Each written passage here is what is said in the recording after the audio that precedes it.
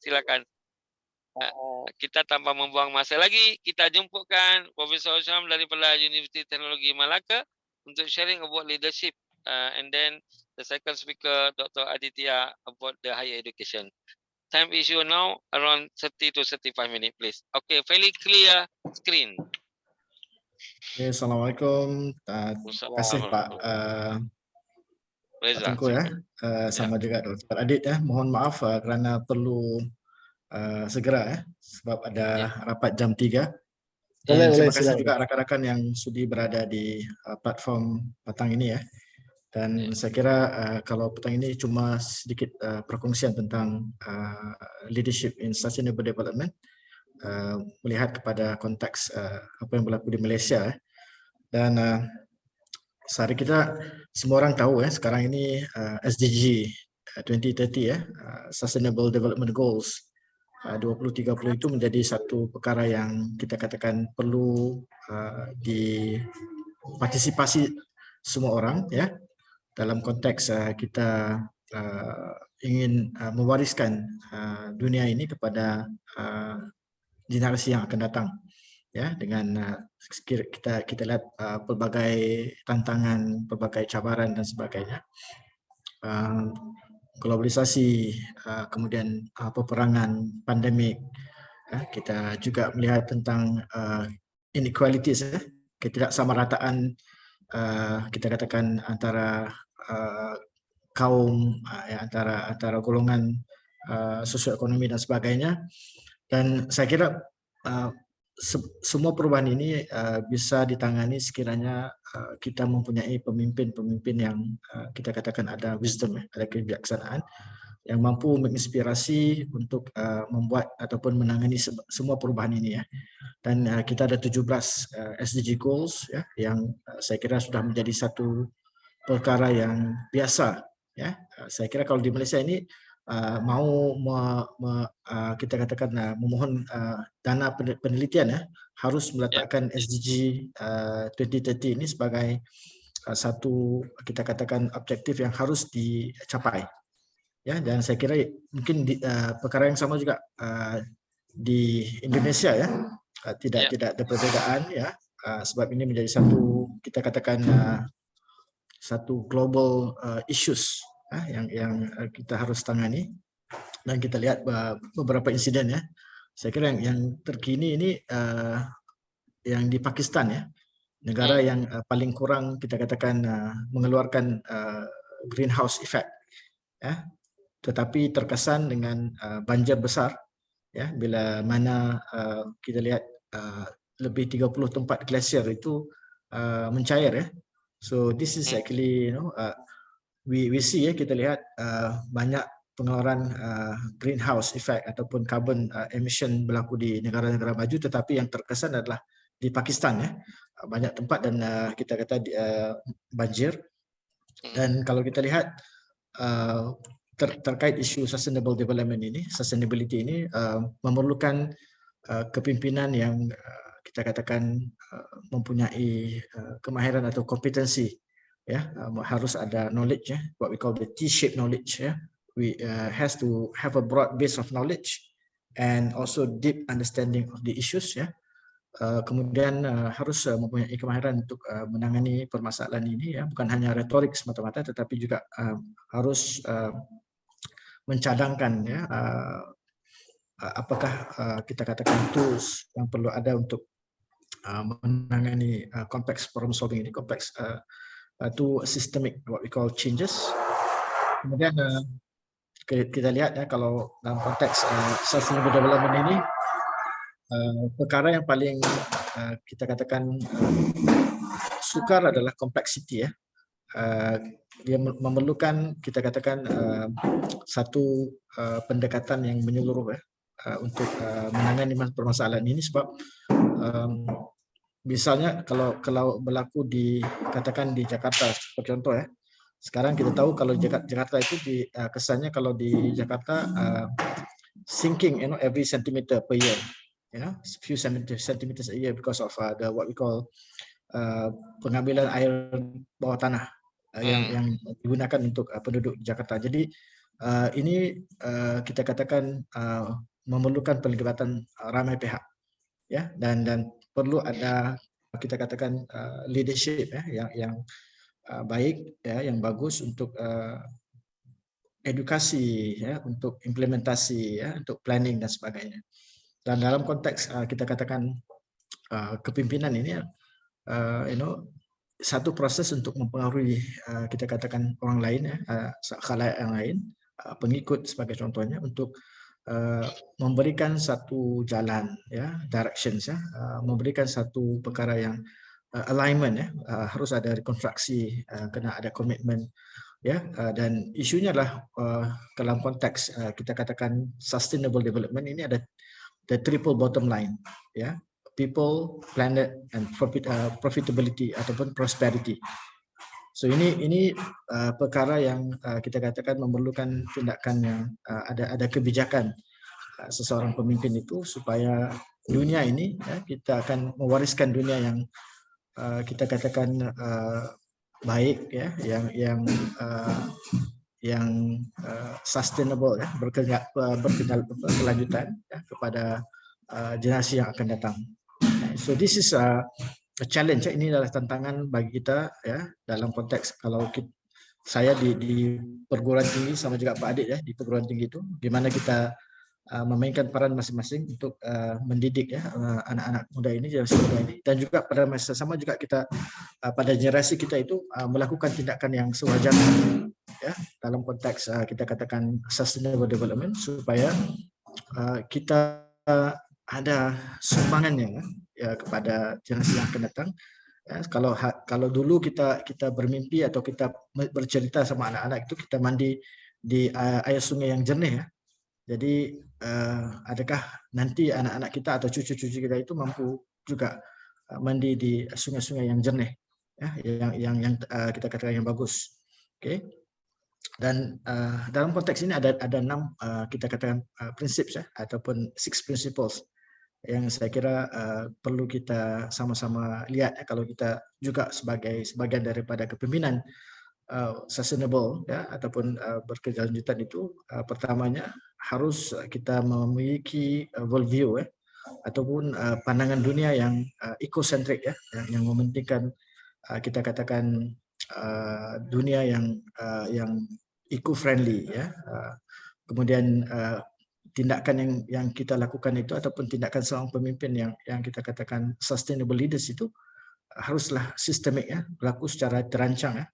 Design not by default, it has to be by design, ya. Kemudian ada long term, not for today but for for future generations, for few generations. Kalau di Malaysia ini kita ada satu perkumpulan, ya, asosiasi kita namakan sebagai CEO ataupun CAN, CEO Action Network, ya. Ini terdiri daripada the captains of the industries, ya, CEO ataupun Chief Executive Officer ataupun pemimpin dari perusahaan besar, ya, di Malaysia. Kalau di sini ada Tengku Muhammad Taufik, beliau merupakan CEO kepada Petronas, ya. Kalau di Indonesia itu kita ada kalau di syarikat minyak Indonesia itu apa, Pak Adit? Pertamina. Pertamina. Kalau di Malaysia ini Petronas, ya. Dan kalau kita lihat beliau merupakan presiden, ya, kepada CEO Action Network di Malaysia sekarang ini, yang di mana di bawahnya itu ada beberapa perusahaan besar yang kalau kita lihat di sini, ya, komitmennya kepada ESG, ya, ataupun environmental sustainable goals, ya, to achieve net zero future. This is very interesting, and because it is actually led by somebody in the oil and gas industry. Ya, kalau kita lihat di sini, ya, kalau kita lihat net zero future itu perusahaan yang paling terkesan ataupun yang akan terkesan adalah oil and gas, ya, syarikat kita katakan perusahaan minyak dan gas. But in terms of moving forward, si Petronas themselves has actually said, to move from what we call fossil fuel to renewable energy, daripada kita katakan perusahaan yang berdasarkan minyak, ya, kepada perusahaan yang berdasarkan tenaga yang diperbarui. Ya, kalau kita lihat yang terkini ya, kalau bulan lalu Petronas sendiri sudah mengumumkan subsidiari ya atau anak syarikatnya yang akan memfokuskan kepada tenaga elektrik.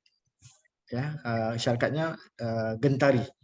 Ya, so Gentari will actually spearhead akan menerajui kita katakan EV mobility ya, electrical vehicle mobility di Malaysia. Dan juga renewable energy, maksudnya akan melihat kepada solar, turbines dan sebagainya. So dalam konteks ini yang dinamakan sebagai ada satu worldview tentang being ecocentric, mesra kepada alam sekitar, despite the industry itself is actually oil and gas industry. Kemudian kita kita katakan the time frame, they have a time frame to achieve what we call net zero future, looking at maybe 2030, and then juga long term harus melihat kepada jangka masa panjang. So jadi kalau kita lihat di Malaysia ini, in fact kalau dalam senarai syarikat yang kita katakan rank, top 100 in terms of being an ecocentric companies, Petronas Chemical Group is ranked number 1 in Malaysia. And we can see kalau kita pergi ke laman sesawangnya ataupun website-nya itu, mereka ada deklarasi tentang bagaimana dari segi kontribusi mereka kepada alam sekitar, ya, dari segi wastewater what we call wastewater kind of output, gas output, energy output, sebenarnya transparent, dan semua orang boleh bisa lihat the reporting in terms of what we call how do Petronas Chemical Groups become one of the ataupun top rank SDG company in Malaysia. Okay, itu yang pertama ya. Yang kedua itu kalau kita lihat dalam konteks being sustainable leaders, sustainable leaders harus bekerjasama dengan pelbagai kita katakan lapisan kepimpinan ya. Kalau dia ada former leaders ya, ada pemimpin yang kita katakan formal ya, CEO of a company. Kalau dalam konteks ini, kalau Petronas itu ada CEO of a company. Kemudian ada juga kita katakan what we call pemimpin di peringkat angka rubi ya, what we call the grassroots leaders. Ya, ada kita katakan champion at the society. Ya, jadi kita katakan dalam konteks ini perlu ada kepelbagaian kepimpinan di pelbagai peringkat supaya the agenda of sustainability itu bisa tercapai. Kalau Petronasnya itu kalau di Terengganu yang mana itu minyaknya paling Terengganu, di Sarawak dan juga di Sabah. Kalau di Malaysia itu they have to recognize, mereka harus mengiktiraf bahawa ada pemimpin-pemimpin yang menjadi opinion leaders, ya, menjadi thought leaders, pimpinan yang tidak ada jawatan yang kita panggil rasmi tetapi formal ya, tetapi menjadi rujukan kepada the communities. So these are things that they have to actually, sustainability leaders have to actually understand, and instead of becoming enemy, they become collaborators, to achieve what we call the sustainable development goals. Ya, so harus ada skill set yang berbeda dan harus ada kita katakan PR skills yang flexible, ya, for sustainable what we call development to be achieved. Ya, so ini penting ya.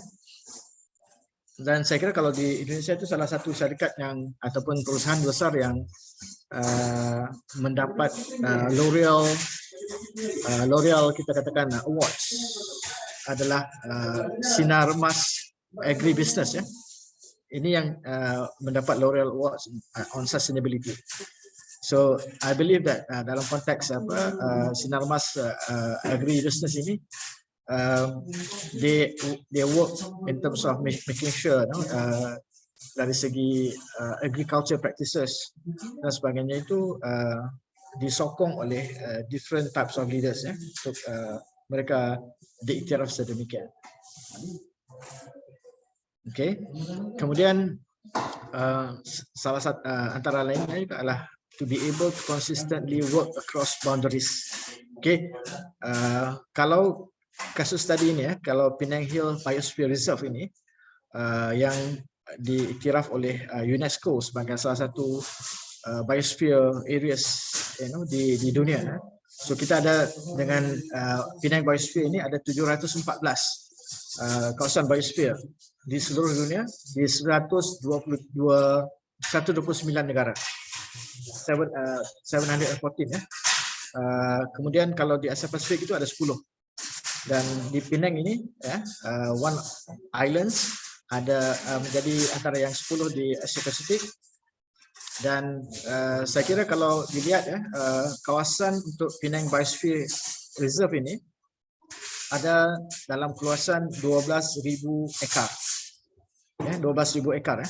Jadi kalau kita lihat ya, dalam konteks apa Penang Hill Biosphere Reserve ini, untuk mendapatkan status ini harus ada kerjasama atau kolaborasi across boundaries. Ya, apabila Penang ini diberikan usaha untuk menjadikan Penang Hill sebagai satu biosphere reserve ini, a lot of formal and informal leadership work together.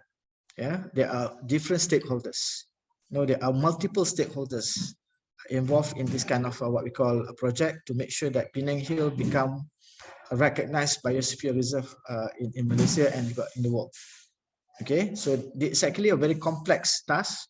Sebab di kawasan itu juga ada penduduk, di kawasan itu juga ada what we call sensitive flora and fauna, that they have to actually catalog, they have to records, and the state government, plus what we call the industry, plus the NGO, non-governmental kita panggil organizations, and community leaders, they come together, mereka saling berkolaborasi, bekerjasama supaya akhirnya Penang Hill menjadi satu biosphere reserve di Malaysia dan yang diiktiraf oleh dunia.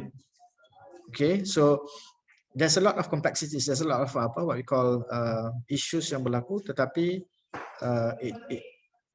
it has to be done based on what we call leadership that is actually smart, to be able and wise, to be able to work consistently across borders.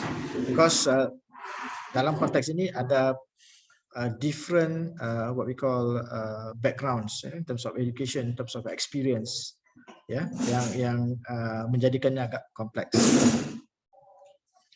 Dan if we look at leadership dalam konteks sustainability ini, tidak semestinya leadership yang perlu ada kekuasaan ya. Ada formal authority ya. And most of the time kalau kita petik atau Kenneth Blanchard, satu scholars yang teorinya tentang situational leadership, ya, dalam konteks Kenneth Blanchard, beliau menyatakan bahawa kepimpinan itu kekuatannya terletak kepada what kita katakan pengaruh, influence. Influence comes in so many ways, first from what we call formal powers, but mostly influence come from personal powers.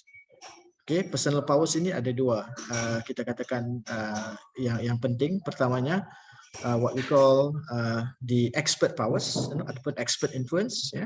So jadi kalau kita mau menjadi pemimpin yang bisa untuk melaksanakan agenda sustainability itu ataupun apa saja agenda, pertamanya kita perlu ada kepakaran yang tepat, yang betul, yang dihormati oleh orang lain. Jadi kita bisa menjalankan agenda kita itu supaya projeknya itu berjalan dengan baik, ide kita diterima oleh orang lain. Dan saya kira di Indonesia juga ramai what we call thought leaders, kita panggil thought leaders yang juga menerajui SDG ataupun Sustainable Goals Agenda di Indonesia dan juga di Malaysia. Okay, yang keduanya adalah what we call reference power. Jadi sustainability kalau untuk exercise influence itu kena ada reference power. Maksudnya orang yang dihormati oleh orang lain, orang yang ada credibility.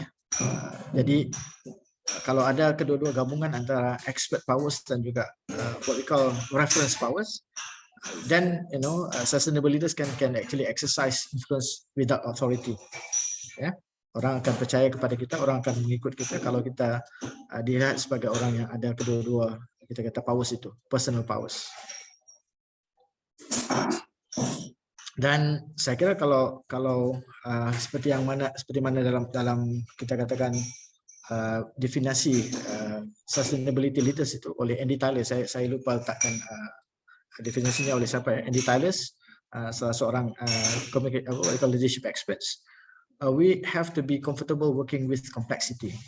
Ya, kalau kita katakan kalau kita mau menyelamatkan satu keadaan ataupun satu kawasan itu supaya tidak kita katakan cemari ya, ataupun dirosakkan oleh mungkin penebangan hutan ya, ataupun kita katakan pencemaran air dan sebagainya itu. Jadi kita harus faham ya, kadang-kadang kalau saya kira Malaysia dan Indonesia ini berkongsi kadang-kadang permasalahan yang sama ya. Kadang-kadang penduduk yang tinggal di kawasan sekitar tempat yang ingin dibangunkan ataupun pokoknya ditebang itu kadang-kadang itu adalah sumber pendapatan mereka. Ya, jadi di mana kita harus ya, pemimpin itu harus menangani ya ataupun manage the complexity of the people living there. Kalau tidak dibenarkan itu nanti pendapatannya gimana? Ya, apa pendapatan alternatif yang kita bisa tawarkan kepada mereka supaya tidak menebang hutan? Ya, apa kita katakan pendapatan alternatif yang kita supaya tidak mengotori kita katakan kawasan sungai dan sebagainya. Ya, kalau kita, yang selalunya berlaku adalah with what we call forces ya, dengan kuasa authority. Tapi tidak ada solusi ataupun tidak ada alternatif kita katakan options kepada penduduk yang tinggal di situ. Ya, jadi akan menjadi menyebabkan kita katakan ada tantangan ya daripada people living around there. Kemudian kita melihat kalau we talk about noise pollution sebagai example ya, pencemaran bunyi. So apa perkara yang bisa kita lakukan? So all this is very complex, because it involves a lot of dynamics, a lot of variables, dalam konteks kita katakan tentang sustainability leaders ini ya. So leaders must be able to work with what we call complexity. Ya, saya kira kalau lihat Petronas itu sekarang ini dengan peperangan di Ukraina ya dengan sama Rusia itu pendapatan kita katakan oil and gas itu sepatutnya menjadi pendapatan yang lumayan ya. Tetapi agendanya adalah sustainability. So how do you balance between being profitable and also being sustainable dalam konteks Petronas? But they have made a commitment to be what we call net zero carbon in the future. They want to be to move from kita katakan fossil oil to renewable energy. So how do you deal with that? Because Petronas is actually sama juga Pertamina is actually a government-owned company. They contributed. Petronas normally contribute billions of dollars to dividend to Malaysia government. If they move, adakah pendapatan itu akan dividen kerajaan itu akan berkurangan? Akan impact the government dividend. So these are what we call some of the complexities that Petronas have to actually deal with, and it requires leadership that understand the complexity of the issues. It's not bukan hanya sekadar retoriknya kami mau mengurangkan carbon footprint ya, tetapi akhirnya company becomes not sustainable ya.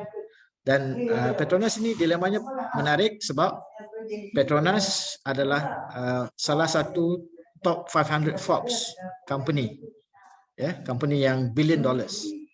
So they have to actually make sure that they're not sacrificing Petronas punya future. Okay, so ini leaders yang macam tu lah. Kalau at the lower level it's the same thing. Okay, and then sustainable leaders have to practice self leadership. They must mereka ini harus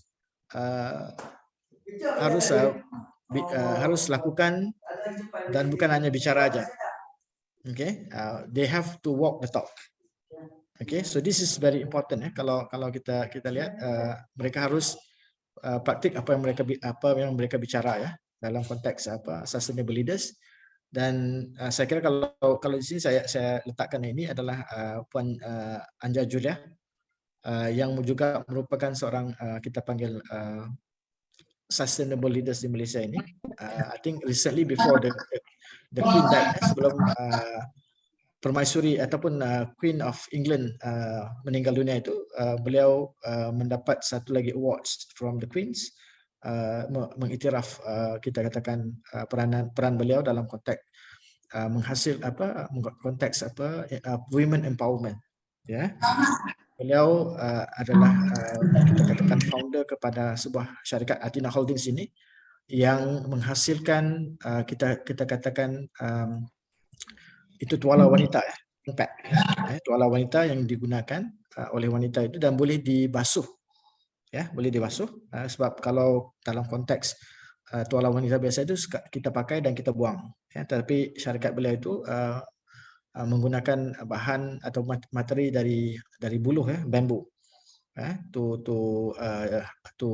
what we call menghasilkan tuala wanita itu atau women pad itu untuk diberikan kepada atau dijual dengan harga yang murah kepada kita katakan golongan wanita yang berada dalam paras kemiskinan.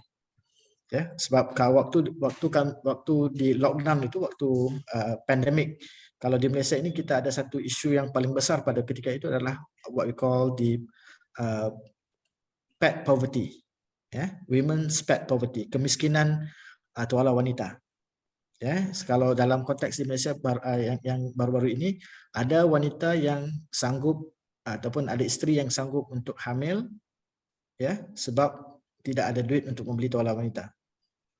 Ya, jadi kalau mereka hamil itu ya, sebab mereka pendidikan mereka rendah ya, pendidikan yang rendah, mereka datang dari latar belakang yang tidak berpendidikan tinggi, jadi ramai yang mengambil tindakan short term ya, sebab mereka tidak dapat berfikir secara kita panggil jangka masa panjang, strategik. 5 minit lagi kan? 5 Okay. minit lagi. Right. Dan ini menjadi satu masalah yang kita katakan bantu oleh leaders like Puan Anja Julia. Okay. So bagi saya itu saja yang saya ingin sampaikan pada hari ini ya. Kita ada 6 prinsip tentang kepemimpinan sustainable ini, apa yang berlaku di Malaysia sekadar sepintas lalu. Saya harap ini dapat membantu ya untuk rakan-rakan yang berminat dalam konteks sustainability ya, ataupun keberlanjutan, pembangunan keberlanjutan itu. Ya, insyaAllah sekiranya ada persoalan dan sebagainya, maka bisa saja ditanyakan. Terima kasih. Assalamualaikum. Waalaikumsalam warahmatullahi. And biasanya kita buka question answer selepas all the speaker sharing. Tapi saya nak tanya, you ada masa ke 5 minit, Pak. 5 minutes. Okey, macam ni. Kalau gitu mohon izin ini siapa ini yang iPhone ni? Mohon izin kepada Encik Aditya. Ini ramai student dia, student saya juga, karena you nak pergi awal, kita minta izin daripada Encik Aditya. Dr. Aditya, kalau saya baca awal question in my email ya kepada Prof. Syam, ini daripada Farhan. Dia tanya, di Indonesia setelah reformasi itu berlaku desentralisasi. Maknanya formal leadership sudah dibagi dari government pusat kepada government daerah, terutamanya from province kepada kabupaten kepada bandar, sehingga authority decision making investment itu sudah tak lagi hanya daripada presiden atau menteri saja. Akibatnya banyak kerusakan lingkungan karena masing-masing pemimpin wilayah boleh membagikan izin investasi kepada pelaburan tambang, kepada perkebunan dan sebagainya. Yang dia tanya, bagaimana keadaan di Malaysia setelah government tak lagi dalam pusat BN dalam hal ini, karena tidak lagi di tangan government pusat yang sangat yang sangat authorized kepada yang sekarang ini. Apakah ada impact-nya kepada decision yang dibuat oleh negeri-negeri? Itu yang penting dari pertanyaan 23 masuk email saya karena Mas Ayu yang had. Boleh dijawab awal.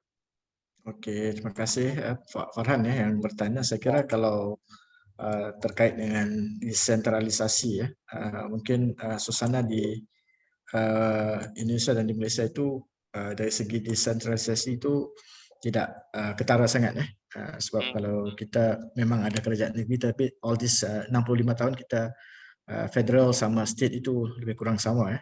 Tetapi bila some states are being taken by the opposition, saya kira yang baiknya adalah penduduk setempat, local people can see the difference between the government of the day, kerajaan negeri yang sama dengan kerajaan pusat federal, dan juga kerajaan negeri yang ditadbir oleh kita panggil opposition kan. Saya kira akhirnya ya dalam transisi ini akan berlaku banyak perkara ya. Sebab ya seperti mana orang yang tiba-tiba mendapat wang ataupun bahan yang banyak from the federal to the states, dan saya kira kerosakan itu akan berlaku kecuali saya kira kalau masyarakat lokal itu menjadi satu pressure group yang kuat kepada the local government. Kalau kisah begini, kalau kebanyakan keburukan yang terjadi itu sebabnya adalah orang yang baik itu diam.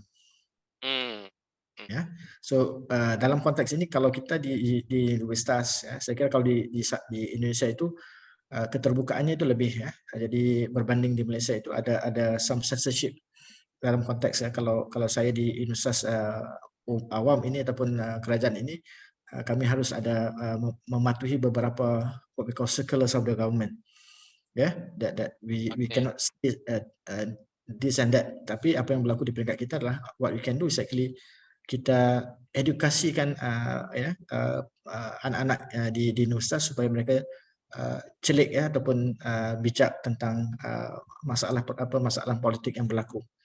Dan saya kira itu yang perlu dilakukan kalau sekiranya kita tidak membentuk satu pressure group dalam konteks civil society di peringkat lokal itu, maka perkara itu akan terus berulang. Itu menjadi satu, kita katakan satu vicious cycle, putaran yang ganas yang akan terus berulang dan berulang, dan akhirnya kita, dan sebabkan kita tidak mengambil tindakan dan kita menuding jari kepada orang lain, that's the only thing that we can do. Sebabnya dinamikanya begitu, tetapi harus kita diberi peran supaya kita celik dengan perkembangan, kita faham legal aspects of issues, dan we play a role to educate the young generations, so that they are aware of kita katakan hak-hak mereka itu dan juga peran mereka, supaya mereka menjadi effective pressure group kepada the local government. Itu pandangan saya. Sebab kalau tidak nanti kita akan berterusan menyalahkan orang lain, tetapi we ourselves tidak melakukan perkara yang sepatutnya.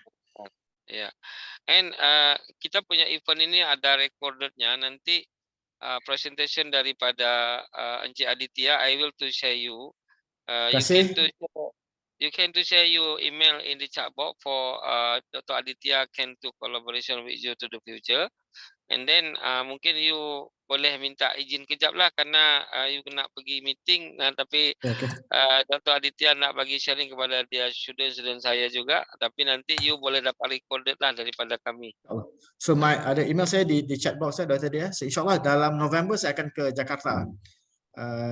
Harapnya kita dapat ketemu sama juga Pak Tengku di sana nanti, InsyaAllah. Bukan hanya ketemu. Saya nak men-challenge supaya you dengan Dr. Aditya buat satu research collaboration grand InsyaAllah.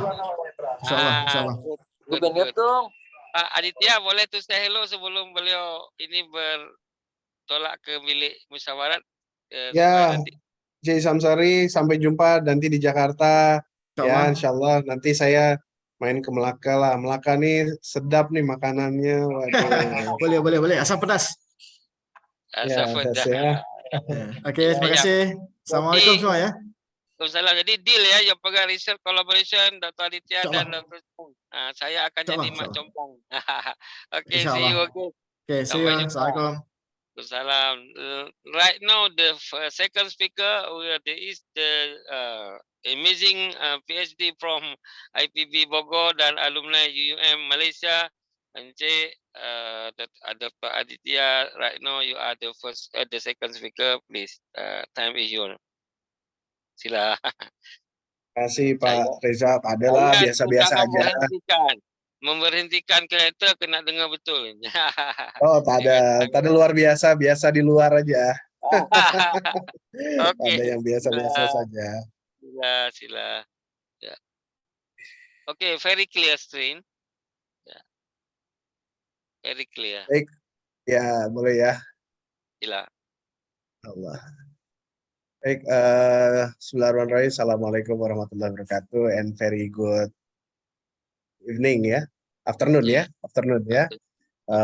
For all of you, terima kasih Pak Reza dan terima kasih Pak Yusuf Haryanto, Bu Lis ya, kawan-kawan dosen dari Sekolah Tinggi Ilmu Ekonomi Indonesia for having me ya untuk mengisi dalam International Lecture Series ya. Oh, ini series saya yang keberapa ya Pak? Sudah kedua ya. Kedua ya. Yang ketiga dalam setahun. Tiga ya. Nah, 3 ya. Jadi alhamdulillah saya diamanahkan untuk sedikit sharing tentang trend and challenge economics. Ada leadership mungkin tadi sudah disampaikan oleh Syaburi, dan saya mungkin nanti bagaimana tren dari economics ini kaitannya dengan higher education begitu ya, terkait pendidikan tinggi, perguruan tinggi yang juga terkena disrupsi ya, dan bagaimana kita menyiapkan sumber daya manusia yang unggul nanti di masa yang akan datang. Saya Muhammad Ramaditya, dosen dari Sekolah Tinggi Ilmu Ekonomi Indonesia. Izin berapa menit Pak Reza saya? 30 ke 35 menit ya. 30 menit ya insya Allah. Nanti kita ada tanya jawab ya. Yes. Agenda saya akan sedikit sharing terkait tren dari ekonomi pada saat ini. Selepas itu ada tantangan daripada perubahan perguruan tinggi. Lepas itu apa strateginya nih? Ya, strategi daripada perguruan tinggi harus apa ya untuk menghadapi tantangan-tantangan ekonomik ini. Ya.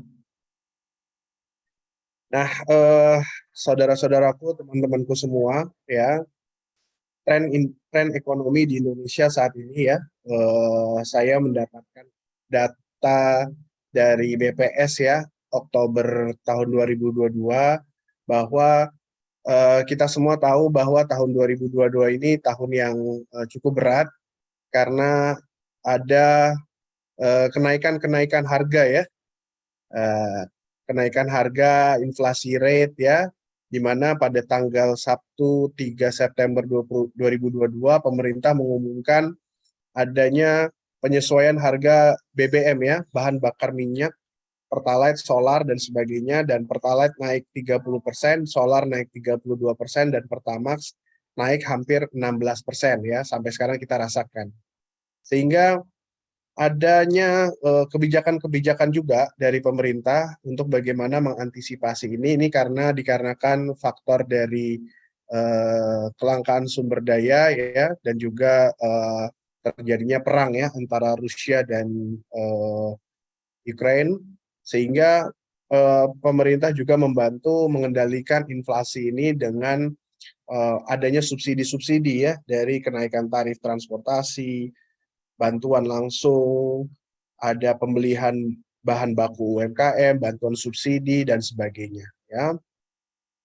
Ya, namun memang inflasi ini tidak bisa dihindari ya teman-teman sekalian, karena pastinya inflasi ini terdampak di seluruh wilayah di Indonesia, termasuk ada Pulau Jawa, Sumatera, Kalimantan, dan sebagainya. Ya, yang terbesar, inflasi terbesar itu terdapat di Sumatera ya, dengan di kota Bukit Tinggi sebesar hampir 1,87%, dan juga inflasi tertinggi juga ada di Pulau Sulawesi dan Pulau Bali. Ya, nah inflasi dari data BPS ini kami juga melihat bahwa ternyata inflasi yang terbesar itu datang dari transportasi ya, karena kenaikan harga BBM tersebut ya. Di data BPS ini hampir 8,88 ya, inflasi pada tahun 2022. Namun juga di samping itu ada beberapa yang terkena deflasi gitu ya. Seperti makanan minuman ya, ada deflasi, pengurangan ya, dan ada beberapa poin-poin lainnya ya. Namun memang kita sadari bahwa tertinggi adalah inflasi dikarenakan BBM ini ya, inflasi ya. Nah, ini pendidikan juga ada inflasinya, kenaikan inflasi, rekreasi, kenaikan harga-harga ya. Kita udah rasakan ya. Hari ini udah mulai mahal semuanya gitu Pak Reza ya. Ya, betul. Nah, nah inflasi ini juga memberikan andil ya komoditas-komoditas yang cukup tinggi ya, dan memang kelompok makanan, minuman dan tembakau memberikan ada andil deflasi juga ya dari kelompok-kelompok ini. Sehingga kalau kita lihat tren ekonomi pada September 2022 lalu, penyesuaian harga BBM ini mendorong inflasi pada September ya 2022 kemarin, sehingga meningkatkan harga komoditas ya yang diatur oleh pemerintah. Dan penyesuaian harga BBM sangat berdampak pada lonjakan inflasi kelompok energi ya, hampir 16,48 year on year date pada September 2022. Ya, dan juga perlu diwaspadai inflasi Oktober khususnya pada kelompok transportasi nih ya, karena belum semua wilayah melakukan penyesuaian tarif angkutan. Nah, ini adanya guncangan ekonomi ini, guncangan harga, inflasi dan sebagainya juga ternyata berdampak langsung nih kepada tren perguruan tinggi ya, karena kita tahu ya Pak Reza ya, bahwa perguruan tinggi rata-rata mahasiswa perlu juga membayar gitu ya, kuliah, perlu untuk hidup, akhirnya terkena juga dampak-dampak pada universitas swasta, perguruan tinggi swasta, bahwa mahasiswa banyak yang tak boleh sekolah, tak boleh lanjut kuliah, tak boleh susah lah semuanya, berat ya. Nah, ini kita harus waspadai karena semua sektor terkena dampaknya. Nah, saya mencoba untuk masuk ke sektor perguruan tinggi begitu ya, di mana ternyata betul ternyata dampak mahasiswa sekarang masuk ke perguruan tinggi swasta khususnya, mereka sudah mulai trennya itu menurun begitu ya. Nah, jadi ada data dari PD Dikti per Juli tahun 2020 waktu lalu, ternyata ada hampir 58,80% di perguruan tinggi itu kurang mahasiswanya, itu kurang dari 1.000 ya, kurang dari 1.000. Berarti kan bayangkan luar biasa sekali, apalagi kalau perguruan tinggi swasta itu biasanya mendapatkan income-nya itu berdasarkan dari pemasukan dari mahasiswa begitu ya. Nah, kalau kita lihat lagi datanya, ternyata yang paling terkena disrupsi ini adalah di perguruan tinggi yang sekolah tinggi lagi ya. Makanya sekarang ini terkena dampaknya hampir 292, yang kurang dari 1.000, ada 472 sekolah tinggi. Ini mahasiswanya kurang dari 1.000 gitu ya. Nah, ini menyebabkan mereka kesulitan begitu ya untuk bagaimana bertahan di era pandemi saat ini gitu ya. Kalau di universitas ini masih relatif kecil lah ya, institut juga masih ada angkanya, cuman sekolah tinggi yang paling terasa. Nah, mudah-mudahan stay ke depan bisa bergerak nih, Pak Reza sedang bergerak untuk menuju universitas gitu ya. Nah, di sini ternyata ada hal-hal yang perlu diperhatikan masalahnya bukan hanya masalah bagaimana perguruan tinggi atau perguruan tinggi swasta mencari mahasiswa, tapi mereka harus mencetak lulusan-lulusan yang bagus gitu ya, lulusan-lulusan yang bisa mengisi profil-profil teknologi dan inovasi gitu ya. Nah, apalagi dengan resource yang seperti ini, perguruan tinggi swasta semakin memiliki tantangan yang besar gitu ya. Bagaimana caranya nih? Ya, apalagi perguruan tinggi swasta itu juga seperti menjalankan bisnis gitu ya, Pak Reza ya. Sama Yes. saja, jadi mereka harus berpikir lebih kreatif untuk bagaimana bertahan pada era pandemi. Nah, saya coba untuk membuat some research waktu itu, Pak Reza. Ini adalah bagian dari my dissertation, disertasi saya. Saya mencoba untuk membuat sebuah penelitian dengan melakukan pendekatan kualitatif ya, menggunakan archival method, metode arsip. Bagaimana saya mencoba membaca hampir 1.200 artikel tentang bagaimana perguruan tinggi swasta itu bisa bertahan di Indonesia khususnya, dan mereka melakukan strategi apa gitu ya. Lalu saya coba sortir, saya coba untuk melihat mana yang boleh terpercaya berita-beritanya, sehingga saya mendapatkan ada sekitar 602 berita yang boleh kita gunakan untuk saya mencoba menyusun sebuah strategi gitu untuk kawan-kawan rektor-rektor gitu ya di universitas swasta untuk mencoba melakukan strategi apa yang bisa kita lakukan untuk bertahan gitu ya. Nah, ternyata saya menemukan bahwa saya membuat ada 4 strategi, 4 pola yang boleh mereka lakukan. Yang pertama, saya akan melihat bagaimana mereka melakukan inovasi, ya, apakah mereka melakukan pembaruan-pembaruan, ya, dari sisi strategi, restrukturisasi dan sebagainya, dan juga mereka melakukan perubahan, gitu ya. Nah, saya coba membuat sebuah pola, saya namakan strateginya tipologi strategi 4P, gitu ya, 4P. Yang pertama adalah pengembangan, yang kedua adalah progresif, yang ketiga adalah strategi pertahanan, yang keempat adalah penyelarasan ya. Nah, yang pertama adalah strategi pertahanan ya. Kalau perguruan tinggi swasta merasa dirinya kurang berinovasi dan dia tidak melakukan adanya perubahan sehingga mereka hanya bertahan saja.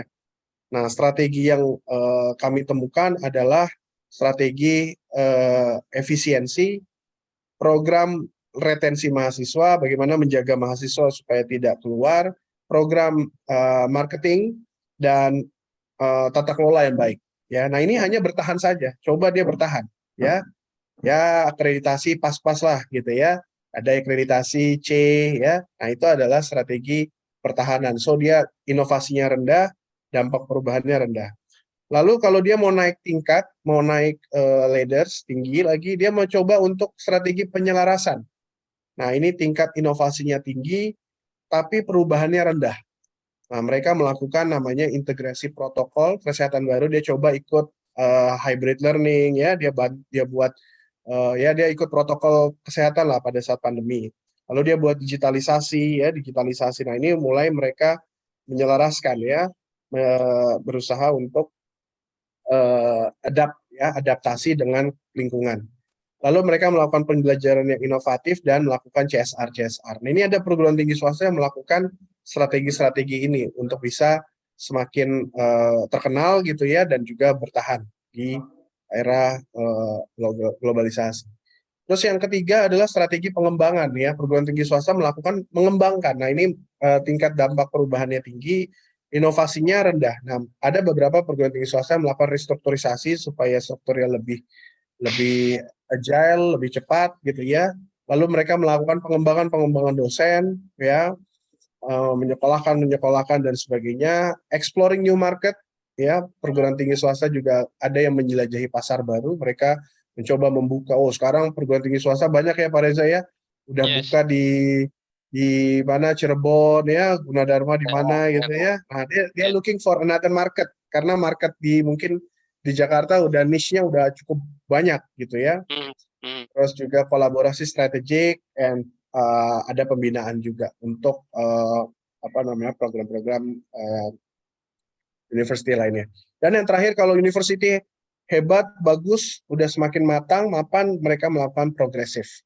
Dia harus komersialisasi, dia harus inovasi riset, dan juga dia melakukan diversifikasi bisnisnya. Jadi dia buka, ada tuh universitas yang buka rumah sakit dia buka, dia cari bisnis lah, income generating. Nah, inilah strategi-strategi yang bisa dilakukan oleh beberapa perguruan tinggi supaya bagaimana dia bisa survive tadi ya dengan ekonomi yang memang sekarang sangat sulit gitu ya. Katanya kemarin mau ada juga ke depan ada resesi dan sebagainya. Nah, dari sini juga dalam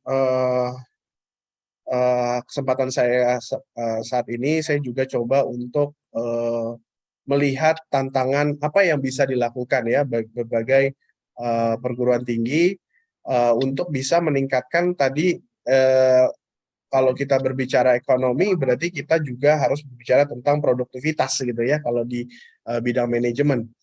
Jadi meningkatkan produktivitas dan efisiensi daripada era modern ini menjadi tantangan ya. Bagaimana ketidakmampuan dan respon yang kurang cepat akan menghambat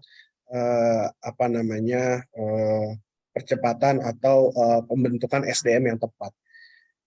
Ternyata memang perguruan tinggi salah satunya selain masalah-masalah keberlanjutan, masalah-masalah kebertahanan mereka dalam dunia era sekarang, mereka juga harus bisa menjadikan atau meluluskan gitu ya mahasiswa-mahasiswanya untuk bisa menjadi talenta-talenta gitu ya yang bisa kompetitif di dunia industri. Nah, ini juga menjadi satu catatan bahwa salah satu di Human Capital Forum, salah satu yang menjadi gap terbesarnya adalah ternyata kompetensi dari talentanya ya, gitu. Bagaimana dia bisa beradaptasi dengan teknologi dan meningkatkan produktivitas. Nah, ini menjadi bahasan di Global Human Capital Forum ya. Jadi ada gap antara teknologi change dengan productivity. Karena kita lihat ya Indonesia itu sebenarnya adalah negara-negara yang sangat strategis gitu ya. Bagaimana dia menempatkan sebagai komunitas perdagangan terbuka dan juga punya tantangan ya untuk lepas dari middle income trap. Maka dari itu memang peran dari perguruan tinggi ini sangat besar untuk bisa meningkatkan produktivitas Indonesia gitu ya. By data produktivitas Indonesia kalau dibanding di ASEAN kita masih kalah ya dengan Kamboja, Vietnam ya, Filipina gitu ya. Jadi ini Vietnam lagi tinggi-tingginya ya. China udah pasti ya. Nah, ini kita lajunya masih cukup rendah ya. Karena tadi ada gap antara teknologi change dengan business productivity. Nah, sehingga kalau kita lihat memang SDM Indonesia masih menjadi PR untuk meningkatkan menjadi Indonesia yang kompetitif. Nah, salah satu caranya ya kami coba untuk melihat bahwa salah satu yang bisa improve atau di-boost ya atau menyelesaikan masalah SDM ini ya adalah melalui peran dari vokasi gitu ya. Nah, ini harapannya beberapa perguruan tinggi sudah menuju juga vocational education gitu ya, education. Jadi vokasi ya. Nah, vokasi ini menjadi tantangan ya bagaimana mendukung bukan hanya dia bisa bekerja tapi kita harus punya sebuah sistem ya, sebuah model gitu ya, bagaimana sistem pendidikan Indonesia yang menekankan vokasi-vokasi ini bisa punya suatu cara ya, bagaimana dia punya tujuan, fokus utamanya adalah mentransformasi cara belajar dengan kolaborasi. Nah, alhamdulillah kalau sekarang kita sudah ada banyak ya kolaborasi dengan dunia usaha melalui Kedareka, MBKM dan sebagainya untuk bisa berkolaborasi ya. Lalu yang kedua, concernnya kita juga harus mentransformasi talenta gitu ya, culture and leadership. Nah, ini harus jadi mendorong ya bagaimana peran-peran perguruan tinggi dan juga sistem dari industri di perusahaan juga concern terhadap pengembangan talenta di masa yang akan datang, culture dan leadership-nya. Dan juga di sini harus dibangun sebuah platform ya di mana kecepatan, digitalisasi, ya, passion, prominent ya itu harus dijadikan suatu dasar untuk bisa mahasiswa itu lebih engage ya, lebih aware ya. Agility, kecepatan dengan digitalisasi mereka akan membuat suatu awareness yang besar dan juga mereka akan lebih engage gitu ya dengan hal-hal yang ada di industri gitu ya. Lalu passion dengan prominent akan membentuk suatu ekosistem dengan adanya understanding dan belief, kepercayaan dari dunia industri dan pemerintah. Ini akan melahirkan sebuah mindset baru, akan ada sebuah platform baru, dan akhirnya digitalisasi dan prominent akan menghasilkan suatu spirit untuk menceritakan ya, karena anak-anak sekarang tuh tahunya sukanya storytelling, akan mengurangi adanya new complex skill gap gitu ya. Nah, digitalisasi dan prominent itu untuk mengakomodir new complex skill gap. Passion dengan agility akan melahirkan new teaching genome. Nah, ini semua akan dibentuk sebuah sistem, ada experience, ada knowledge, ada pattern, akan membentuk namanya vocation genome approach ya. Nah, harapannya pendidikan ke depan itu bisa ada sebuah spirit untuk menanamkan bagaimana sebuah model platform yang komprehensif bisa diberikan kepada mahasiswa sehingga mereka bisa mendapatkan pengalaman-pengalaman ya untuk bisa mempersiapkan diri mereka nanti di dunia industri dan menjadi talenta-talenta unggul ya yang bisa mengurangi gap teknologi tadi. Jadi salah satu rekomendasi dari slide ini adalah vokasi adalah jawaban atas lapangan kerja industri ya. Bagaimana mereka bisa mencapai lapangan kerja baru dengan mempromosikan kewirausahaan berbasis teknologi, meningkatkan pendidikan keterampilan pekerja untuk menyesuaikan dengan perubahan teknologi, mengembangkan skema dan pemantapan pelaksanaan sistem ya sosial nasional bagi tenaga kerja dan menunjukkan informasi pasar kerja yang mampu mempermudah bagi tenaga kerja. Ya, alhamdulillah kalau di stay meskipun kita belum ke vokasi, tapi mahasiswa sudah kami siapkan juga untuk bagaimana mereka bisa berkolaborasi juga ya pada semester 5, 6, 7 mengikuti program-program mereka belajar supaya mereka bisa memahami bagaimana nanti dunia industri pada saat ini dan tantangannya ke depan. Ya, harapannya millennial leaders ya adik-adik sekalian mahasiswa di sini bisa menjadi seorang millennial leaders yang bisa membaca data, bisa bekerja sama, punya human interest yang baik, bisa berkolaborasi, bisa menyelesaikan masalah dengan dialog sosial dan punya connect ability ya, ability untuk memberikan koneksi dengan semuanya gitu ya. Itu saja dari saya Pak Reza. Jadi ini tantangan kita dan kita semua menjadi bagian dari tantangan masa depan dan mudah-mudahan apa yang saya berikan bisa bermanfaat dan itulah landscape ekonomi dan tantangan kita saat ini.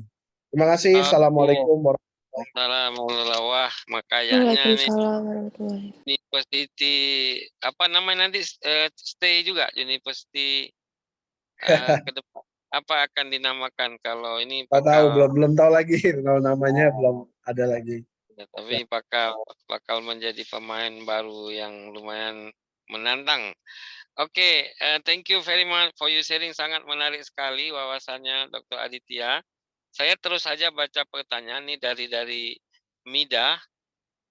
Tadi benar sekali yang Pak Adit sampaikan tentang dampak COVID terhadap perguruan tinggi swasta. Kebenaran keluarga kami mengelola 2 sekolah tinggi yaitu STIE dan STT. Mahasiswanya ada 1.000 dan 1.500 orang.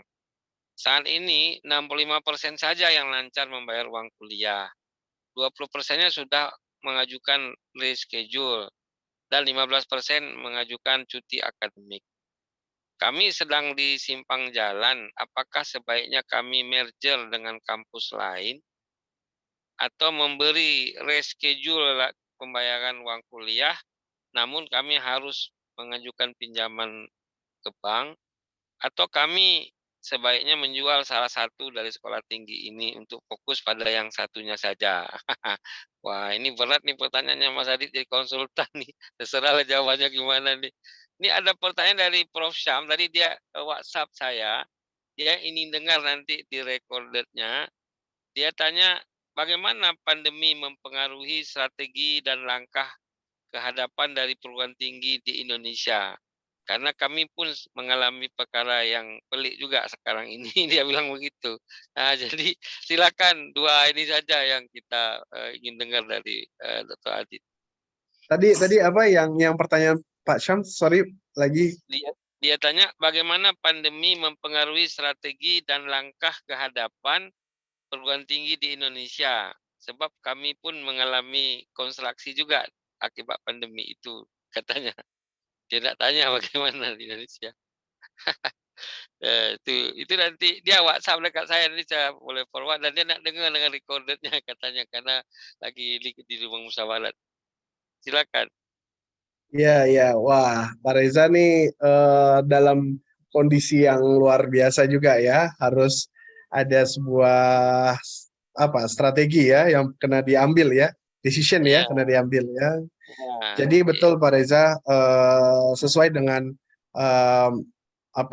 my research gitu ya. Memang Pak Reza itu di kondisi bertahan ya. Ada beberapa caranya Pak Reza boleh lakukan yang efisiensi. Tanya tadi itu bagaimana dia bagusnya itu Ibu Mida namanya. Jadi Ibu Mida ya. Saya membacakannya. Oke, silakan. Oke, jadi memang ada beberapa strategi ya yang bisa dilakukan kalau untuk menyelamatkan gitu ya. Awalnya apakah kita melakukan efisiensi saja dulu, kira-kira mana yang boleh, pos-pos mana yang kita lakukan efisiensi. Tapi kalau tak boleh pun, ya mau tak mau kita tadi lakukan yang Pak Reza katakan, retensi mahasiswa. Jadi kena bagi masa kepada mahasiswa untuk ada program-program bayar yang lebih mudah gitu ya. Ya, karena memang kondisinya sangat sulit, sangat pelik ya. Kalau kita tak bagi memang udah tak masuk langsung gitu ya. Jadi kena ada juga yang melakukan CSR ya, CSR hanya untuk menjaga supaya mahasiswa itu tidak keluar gitu ya. Nah, dan juga pemasaran intensif ya, melakukan program-program marketing supaya pemberian misalnya beasiswa kepada sekarang kan banyak Instagram ya, TikTok gitu ya. Nah, itu mereka juga bagi tuh. Jadi supaya mahasiswa biar masuk dulu, supaya jaga supaya mahasiswa ini tak keluar. Karena kalau udah tak keluar lebih pelik lagi gitu kan. Karena memang mahasiswa ini kena jaga dia tak boleh keluar nih. Sebab itu. Nah, ini kita kena bertahan di situ. Tapi rasa-rasanya kalau memang sudah tak boleh dipertahankan ya, karena ada level strategik yang lebih tinggi ya. Nah, itu kena ada buat semacam ini Pak Reza, making a decision. Kalau saya biasanya buat menggunakan AHP biasa Pak Reza untuk menentukan priority strategi. Ya, jadi saya akan buat kira-kira strategi apa saja yang kita kena buat. So kita kena buat make a priority. Nah, sebab setiap strategi dia akan punya dampak kan, dia akan ada impact-nya gitu kan. Mana yang ini biasanya saya akan coba untuk, kalau by research saya akan wawancara kepada pihak yayasan, pihak ketua gitu ya. Kita coba wawancara kepada LLDikti dan wawancara kepada beberapa mahasiswa, stakeholder, amanah wali dan sebagainya. kita ambil keputusan yang mana. Nah itu nanti dia sistem itu akan buat satu, dia akan mengerucut kepada satu. Oke, yang kena diambil adalah merger misalnya. So tak apalah kalau memang sudah tak boleh, ya kita mau tak mau buat merge, ya buat merge. Sekarang pemerintah menolong kita kan, membantu kita untuk membuat merge. Ya sudah, yayasan harus apa ya? Tak perlu ditahan-tahan gitu ya, tak perlu. Ini kan masalahnya masalah ke depan nih, mahasiswa dan itu ya. Akhirnya ikut program pemerintah, ada hibah ya, kalau tak silap saya setiap semester untuk merge gitu ya, merge dengan perguruan tinggi lain untuk bisa menyelamatkan kita punya ini ya mahasiswa tadi gitu ya. Nah itu boleh. Jadi salah satunya merge. Nah ini saya mau bagi deh ke Pak Reza. Salah satu penelitian saya lagi sebenarnya saya sudah buat ya. Ada satu priority apa yang kena buat sih, apa yang kita kena buat ya, merge atau apa ya. Nah sebentar, ini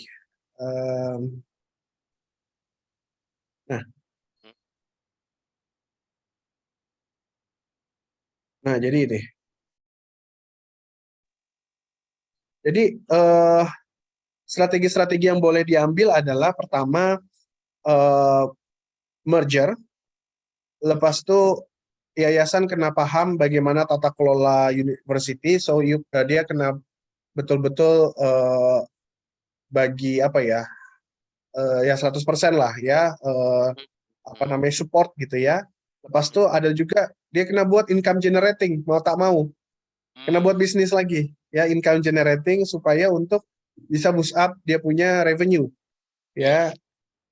Kalau dia udah punya, dia boleh buat MBKM, dan atau kalau dia tak punya ya dia mau tak mau dia harus buat merger acquisition ya. Nah kalau di penelitian saya waktu itu, yang pertama kalau dia mau cost yang tidak terlalu besar, dia kena improve HR kompetensi, dia kena tingkatkan HR sumber daya manusianya, Pak Reza.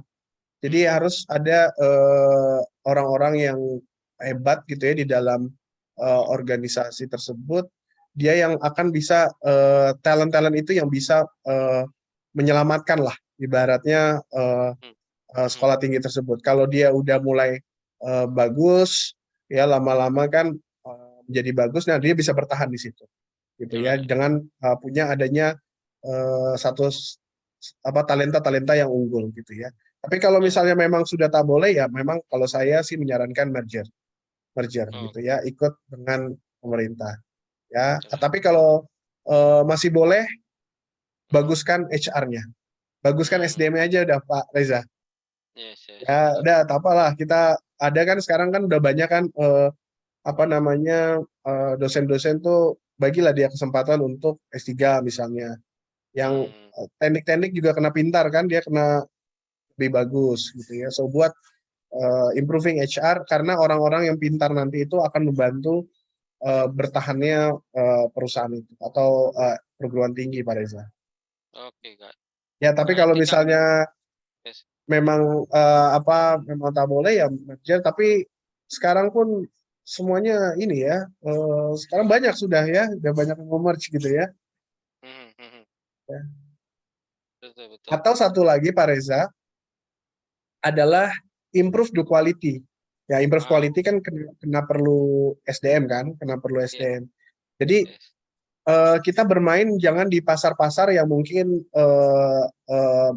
yang terkena inflasinya terlalu besar. Karena saya cek ya Pak Reza, ternyata kalau di universitas-universitas yang bagus gitu ya, yang sudah mature, dia justru banyak ininya mahasiswanya. Ya, ada kampus yang bisa masuk 7.000, 6.000. Berarti saya lihat sebenarnya niche market pasarnya itu kalau ada di level-level yang quality yang cukup besar, apakah kita misalnya buat semacam apa namanya tuh double degree gitu ya, misalnya program-program itu kan quality-nya akan bagus kan. Nah ternyata di situ banyak minatnya juga gitu. Jadi produk-produknya kita buat produk differentiation. Jadi produknya bukan cuman kuliah di dalam negeri, tapi di luar negeri atau macam mana gitu ya kita buat. Nah itu ternyata niche marketnya besar, jadi banyak orang yang suka seperti itu. Nah itu kita kena main di area-area quality yang lebih tinggi. Nah itu ternyata di Itu Indonesia banyak yang sekarang boleh. dibuat oleh SK Unggul dengan Arizona State University, betul itu. Ya itu bakal besar tuh, saya yakin tuh. Iya, iya. Itu akan menarik kan, orang akan wah bagus ya.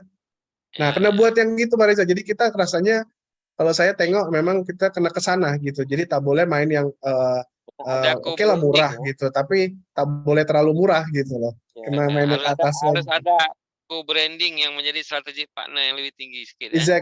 Exactly, betul.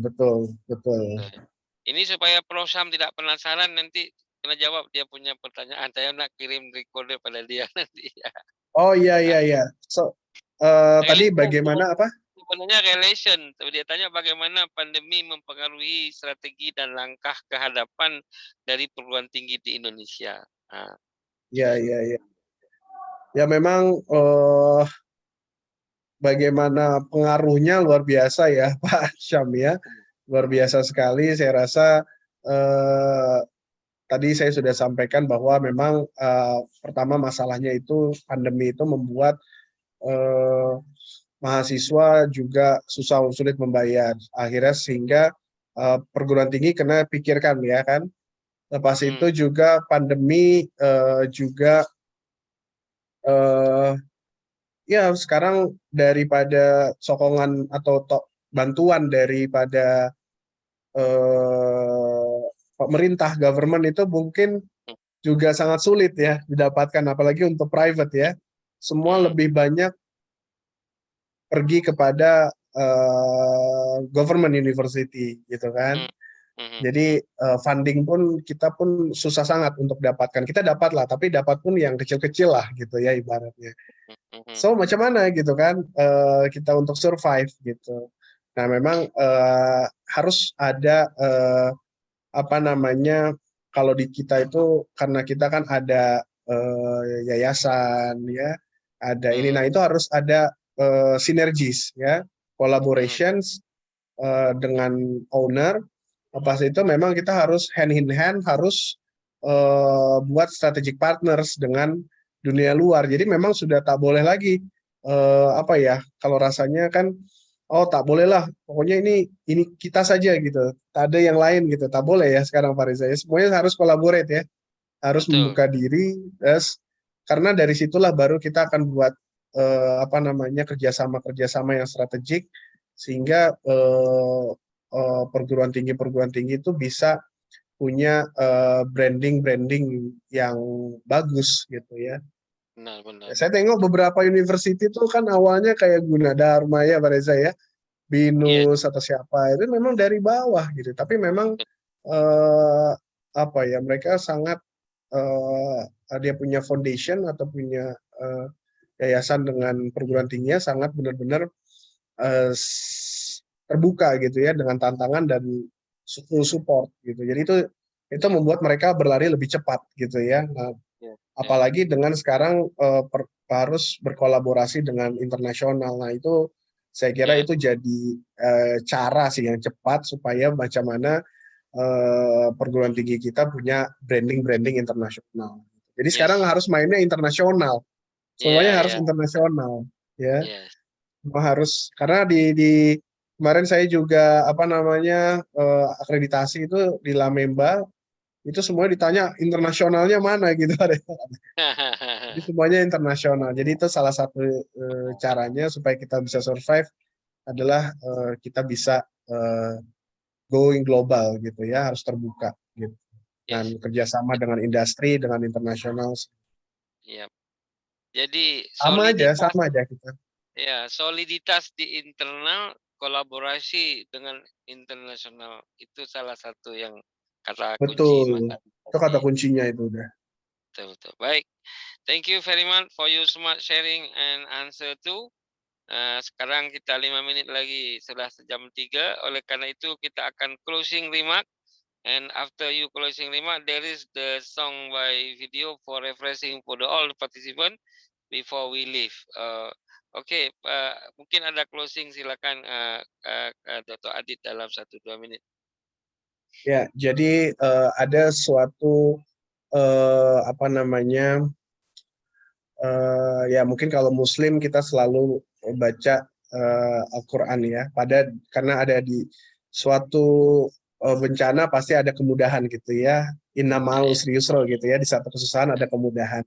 Jadi saya Iya. lihat ada berbagai macam peluang meskipun kita pandemi, ekonomi susah ya. Tapi kita masih ada peluang macam mana kita bisa berjaya ya atau sukses gitu ya di masa akan datang dengan kita melihat peluang-peluang yang harus kita ambil.